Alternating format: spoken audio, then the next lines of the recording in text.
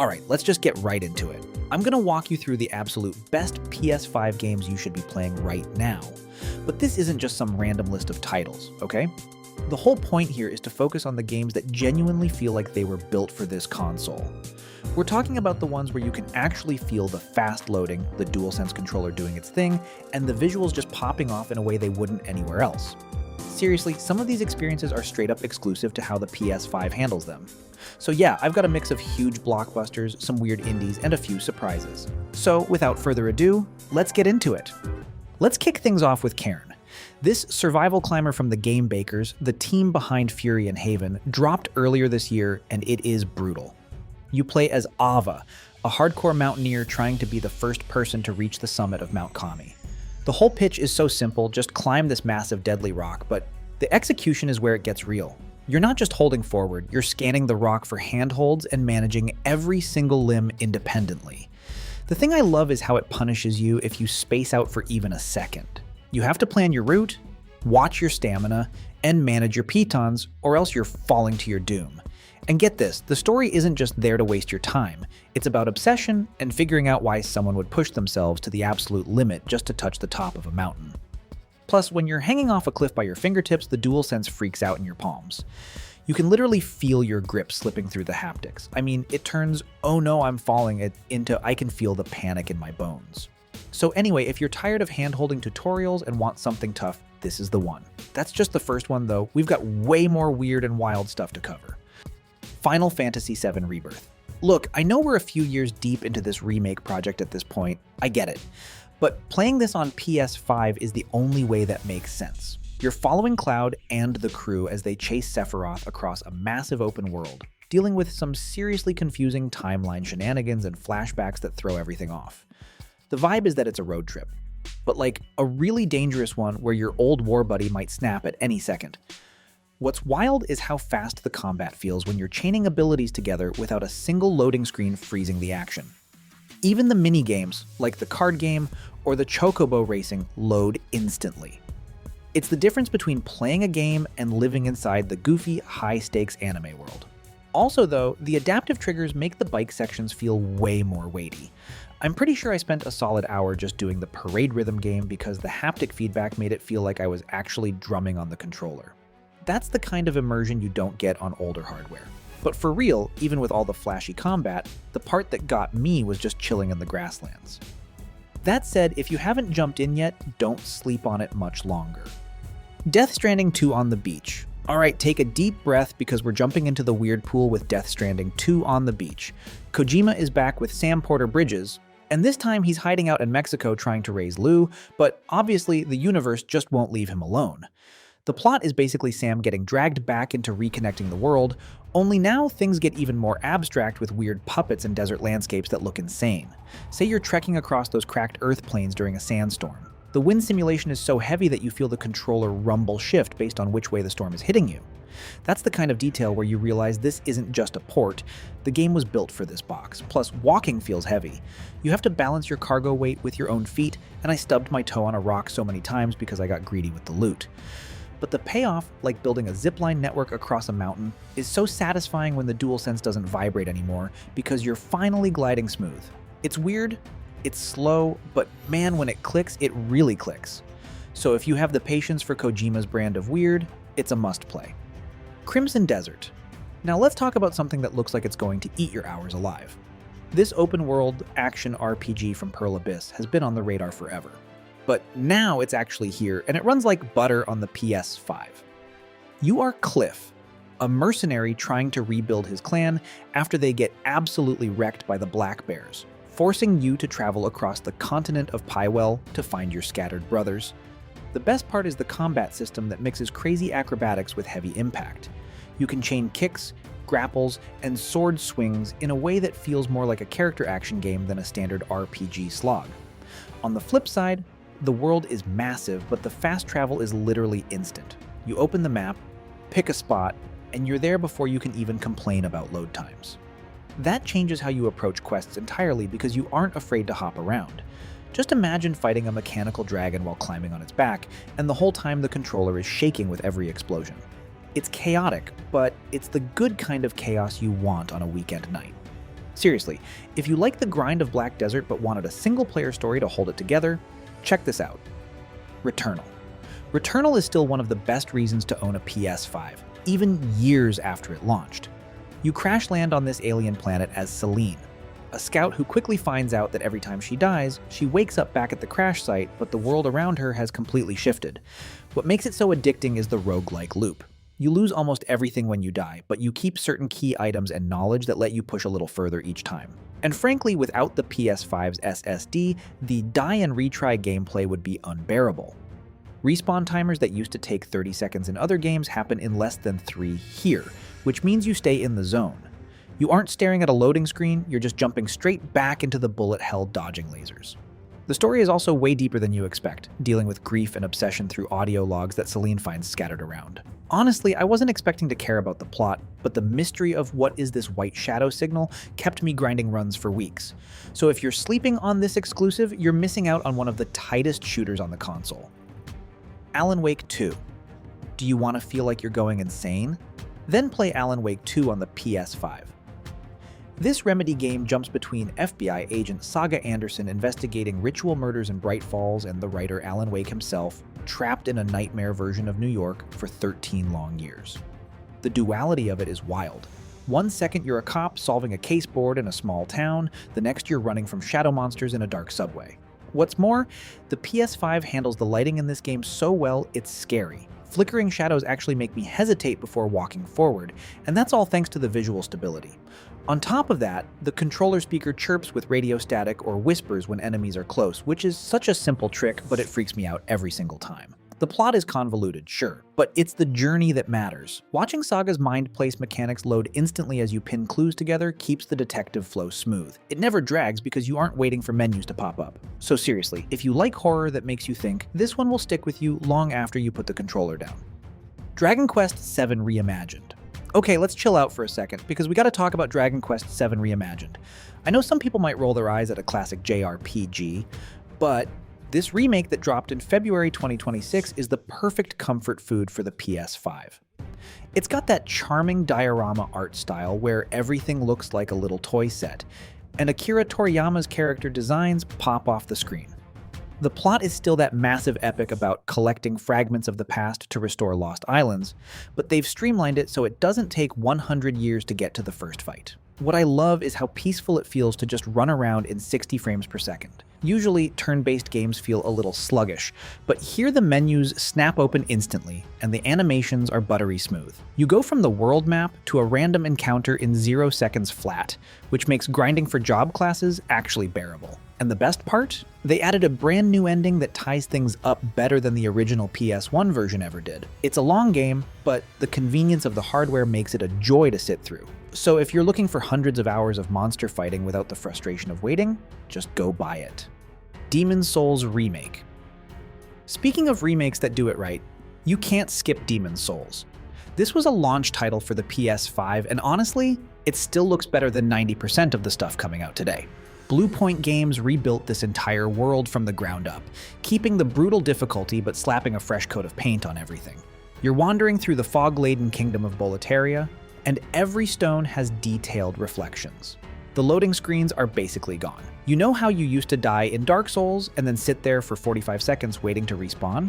In this, you hit continue, and you are back at the Archstone in literally 2 seconds. That completely changes how you approach failure. You die, you learn, you instantly go again. It keeps the frustration low and the adrenaline high. Also though, the 3D audio is crazy in this one. You hear the clanking of a knight around a corner before you see him, which adds a whole layer of tension to the level design. It's still hard, don't get me wrong, but it's fair. So if you own a PS5 and you haven't at least tried this, you're doing yourself a disservice. Darwin's Paradox.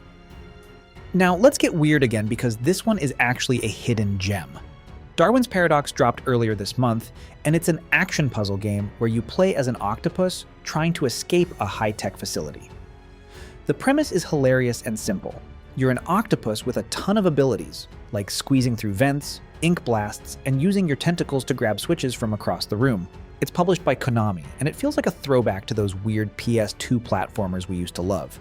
Meanwhile, the PS5 version makes the water physics feel super reactive. When you're swimming through pipes, the haptic feedback hums softly and then suddenly ramps up when a machine starts chasing you.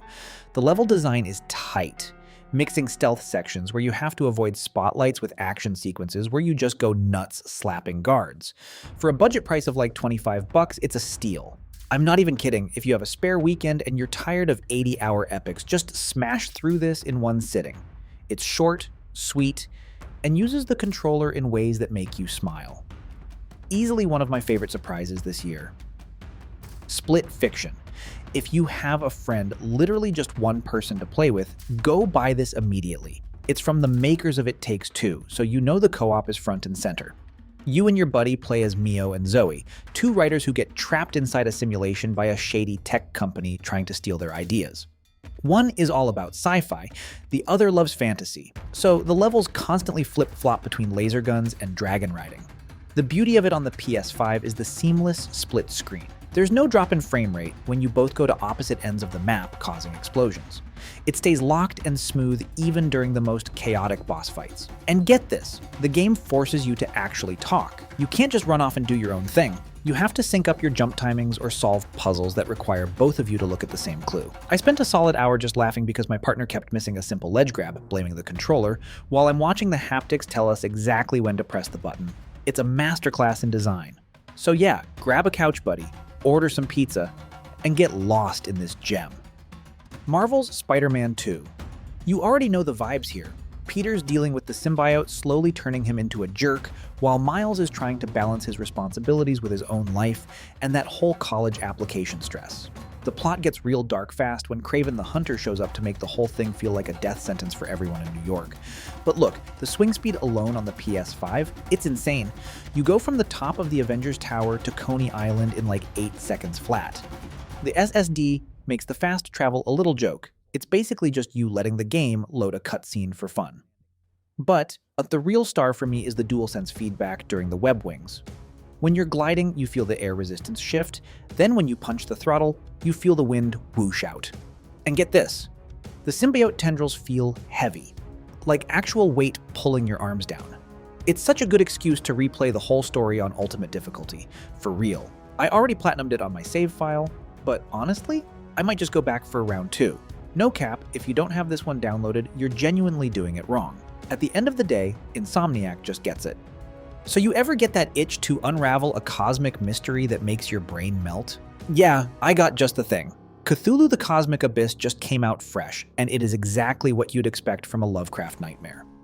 You play as Noah, an investigator for this organization called the Onsil, basically the guys who handle the weird stuff in the shadows.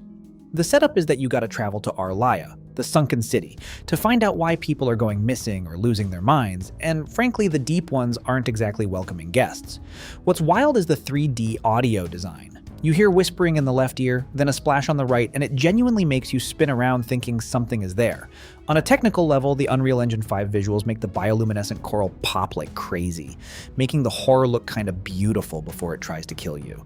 Plus the haptic feedback is subtle, a soft heartbeat pulse when you're safe, then a rapid thumping when the sanity bar starts dropping.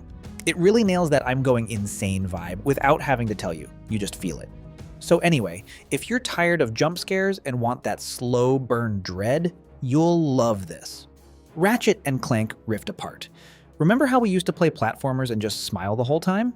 Ratchet and Clank Rift Apart brings that exact energy. The story here is that the robotic emperor Nefarious finds a Dimensionator and starts messing up reality, forcing Ratchet and a new female Lombax named Rivet to clean up his mess across different timelines. But let's be real, we aren't here for the plot twists. We're here for that sweet, sweet SSD flex. When you hop through a dimensional rift, the game loads a completely different world in literally a single frame. There's no loading screen, no stutter, you just phase through a portal and suddenly you're in a Wild West planet fighting a giant pirate. The DualSense makes every single gun feel different too. The Enforcer shotgun kicks hard in your palms, and the Topiary sprinkler lets you feel the vibrations of the bush growing. It's such a tactile experience that you just don't get on any other hardware.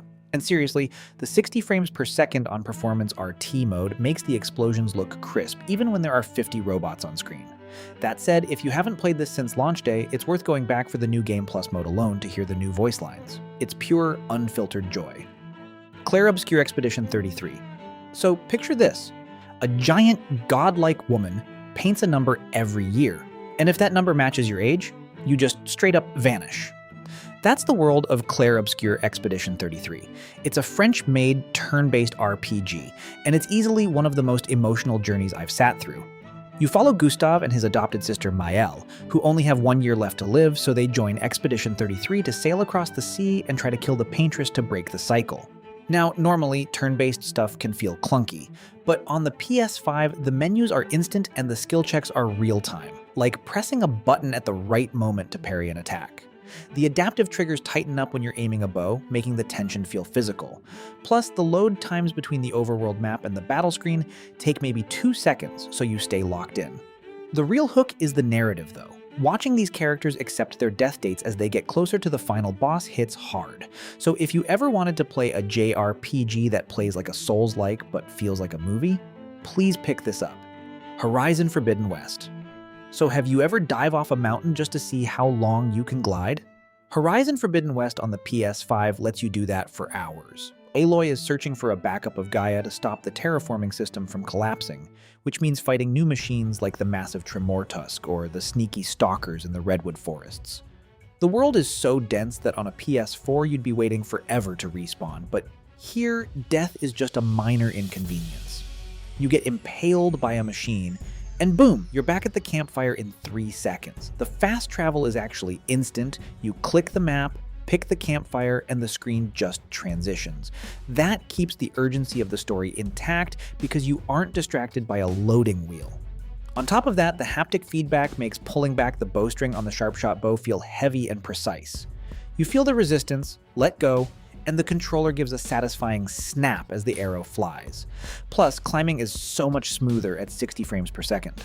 The animations don't glitch out when you wall run, it's just buttery. So if you're a completionist like me who needs to scan every machine and collect every flower, trust me, the PS5 version is the only way to go. Stellar Blade. Let's get into some stylish action with Stellar Blade. This is a Korean action game from Shift Up that dropped back in 2024, and it's basically what happens when you mix Bayonetta with Nier Automata.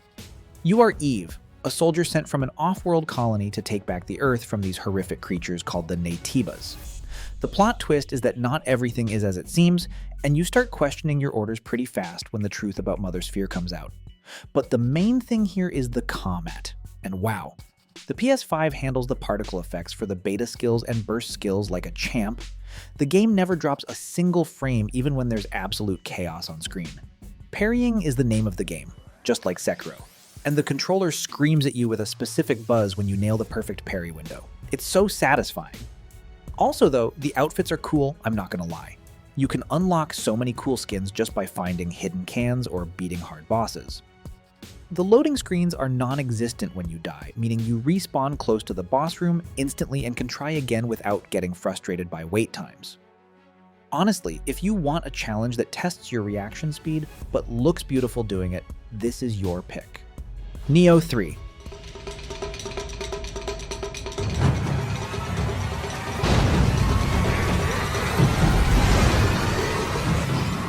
Team Ninja is back to making us cry with a combat system that is faster and more complex than ever. This time, we are diving into a mythological version of the Edo period, where spirits are causing absolute chaos. Honestly, the new weapon types make the stance switching mechanic feel totally fresh. So then you have to master the key pulse again, or you will run out of breath in the middle of a combo.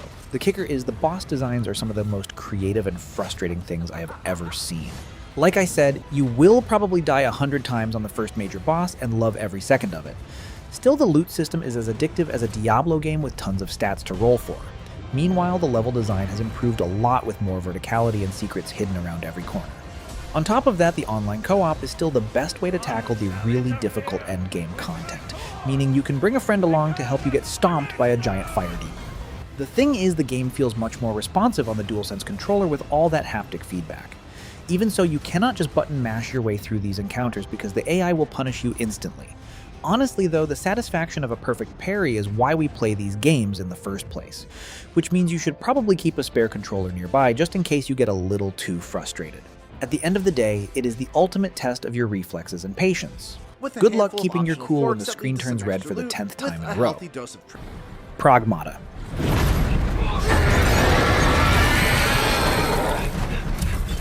Okay, this one has been a long time coming. Like, we've been waiting years for Capcom to drop this sci-fi thing. And yeah, after many years, we finally got it. So Pragmata follows this gruff mercenary named Hugh, who is stranded on a lunar research station and meets an android girl named Diana. The cool part is they have to work together, with Diana hacking into the station's tech while Hugh provides the firepower against rogue machines. The development team actually admitted the reason it took forever to make was because they spent years just trying to get that hacking and shooting gameplay balanced right. So that's promising because it means they cared about the mechanics instead of just rushing it out the door. The setting is super claustrophobic and creepy. It's not just space zombies, but like weird AI stuff that messes with your head. Honestly, the trailers made it look super cinematic, so seeing it finally come together is a relief for everyone who was worried it was vaporware. It's got that unique Capcom flavor of storytelling where the world feels really lived in, even if it's abandoned. I mean, the combat feels as fluid as some of their other action games. And knowing that it's a brand new IP from Capcom, I'm really happy to see that it worked so well. Diana's hacking mixed with Hugh's combat, everything seems to be working well. Now the story is also worth mentioning. For me it's good, not bad, and also not too great, but it's really good. Does it mean Pragmata got a chance to win the Game of the Year award this year? Who knows? But personally, I think this game will be in the conversation. So yeah, we also recommend this really hard. Resident Evil Requiem.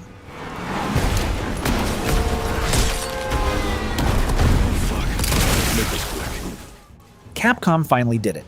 Requiem is the 9th mainline Resident Evil game, and it brings back everything fans love while adding some fresh twists.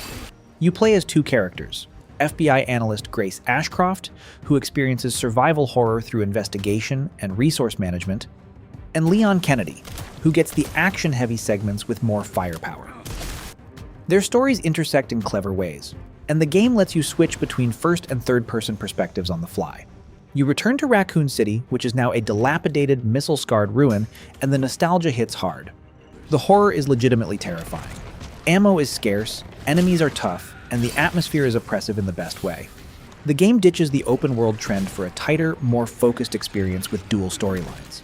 The puzzles are satisfying without being obtuse, and the pacing between Grace's tense exploration and Leon's action sequences is perfect.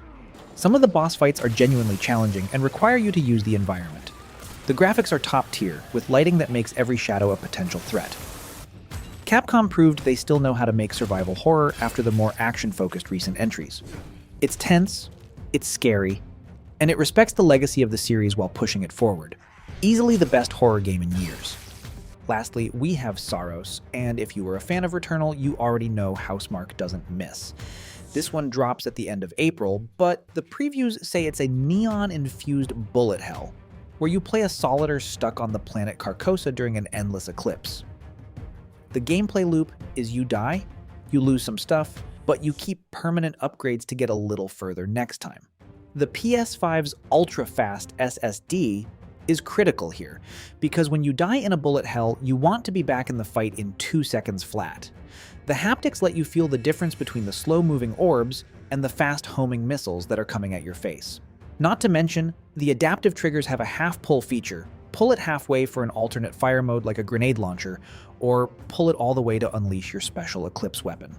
The plot is a bit of a mystery, but the action is so tight that the story is just background noise.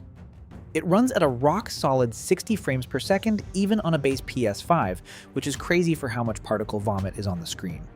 All in all, this is a hardcore shooter for people who hate themselves but love style.